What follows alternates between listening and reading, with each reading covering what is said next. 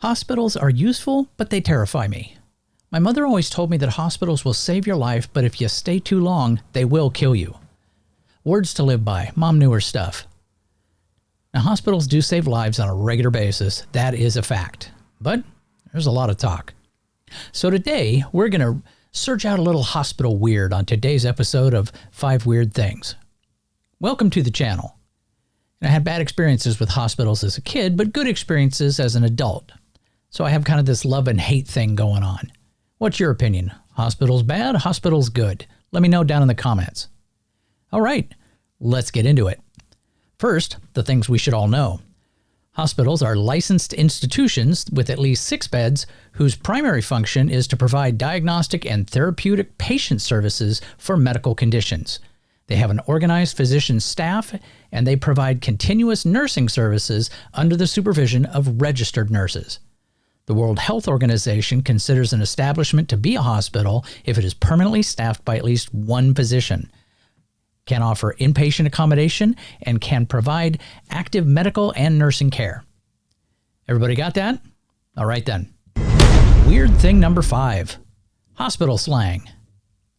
A GOMER stands for Get Out of My Emergency Room. This is used for patients who consistently show up with minor or non-emergency issues. It's like when somebody goes to the ER with a paper cut and the doctor's thinking, have you heard of Band-Aids? A code brown. This is a polite and slightly panicked way to say there's been a bathroom-related emergency. When you hear a code brown, let's just say nobody's rushing in for fun. Bag of water. A playful term for someone who's admitted for something trivial like a mild fever or dehydration. It's kind of like bringing your car to a mechanic because you think you've blown the engine, only to find out you just ran out of windshield wiper fluid. Circling the drain. Used for patients whose health is rapidly declining. Dark, but actually kind of accurate. It's like the ultimate version of, I think we're in trouble now. CTD, short for chronic tacos disease, meaning a patient with chronic symptoms caused by poor diet and lifestyle choices. This is a person who blames their heart problems on bad luck while eating a double cheeseburger with fries. Weird thing number 4, lobotomies. Dr. Walter Freeman, the father of lobotomies, pioneered a technique where he'd stick an ice pick into a patient's eye socket and jiggle it around to disconnect parts of the brain. That's right. He went full kitchen utensil on people's brains. You think he was preparing for a brain slushy, not performing brain surgery. Now, Dr. Freeman was so confident in his procedure that he hit the road, performing lobotomies in the back of a van. Think of it as a disturbing medical tour, except instead of autographs, you leave without part of your frontal lobe. In the 1940s and 50s, the lobotomies were given for everything from schizophrenia to anxiety to, believe it or not, rebellious teenage behavior. Had they kept it up, they might have offered lobotomies for anyone who had lost their keys more than once.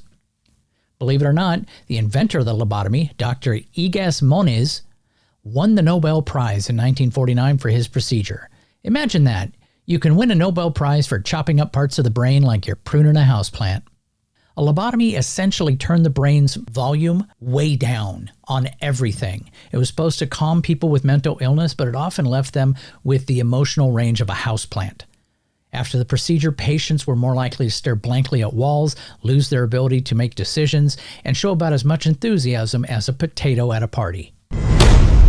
Weird thing number 3, the first hospitals. The ancient Egyptians had what could be called the first hospitals, but instead of doctors, they were staffed by priests who performed healing rituals. Basically, you'd get a cure and a sermon, talk about holistic medicine. Named after the god of medicine, Asclepius, these Greek healing centers were part hospital, part day spa. Patients often got treatments involving hot baths, massages, and dreams sent by the gods. It was like checking into a hospital that also offered 5-star naps. In India, King Ashoka, around the 3rd century BCE, set up hospitals that were offered free care to all. They even treated animals. It was like the first all-in-one human pet hospital where you could get your wounds patched up while your cow got a checkup. There was the Roman valetudinaria. Now, these were military hospitals for Roman soldiers who fought their way to top-tier healthcare. If you were a civilian, good luck. You might get told, come back when you've been stabbed by a gladiator. The Byzantine Empire had hospitals that took charity seriously. The sick could stay there for free, but treatment options were limited. Got a broken leg? They'll offer a prayer, some bread, and hope for the best. Sounds like the world's first combination of healthcare and hospitality. Weird thing number 2. Music in the operating room.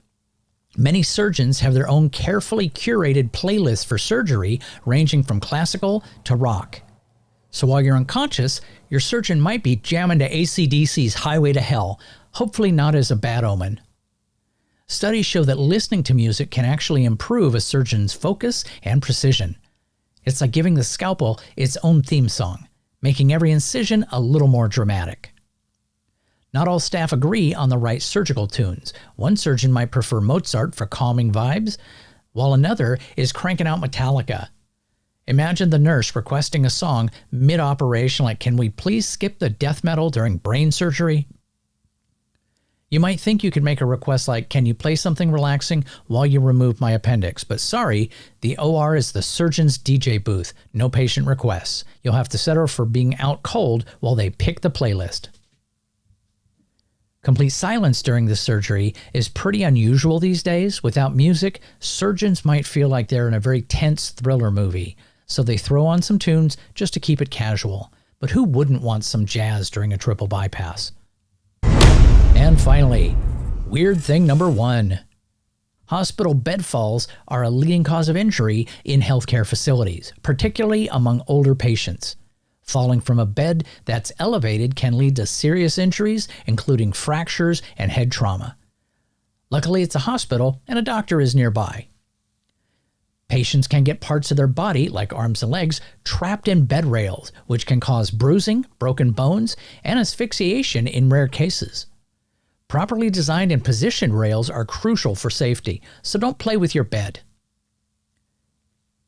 Being bedridden for long periods can result in pressure ulcers called bed sores caused by prolonged pressure on the skin. These can lead to infections and complications if not managed properly with frequent repositioning. Kind of an incentive for getting better before you get sicker. Adjusting bed positions too frequently or improperly can result in muscle strain or discomfort, especially if the head or foot of the bed is raised too high for long periods, putting strain on the back or the neck. Who knew beds could be so complex? Now, if the bed's brakes aren't properly engaged, the bed can roll unexpectedly, leading to falls or injuries when patients or caregivers lean in or attempt to exit the bed. A hospital bed can weigh more than 400 pounds, so you watch your toes. Hope it made you feel awesome about modern medicine. Please like and subscribe to the channel. Watch more of my videos just to get a little more weird in your day. And for those still watching, today's code word is procedure. Put that down in the comments to show that you understand how mellow that word is for an awful painful situation. Take care. Have a great day.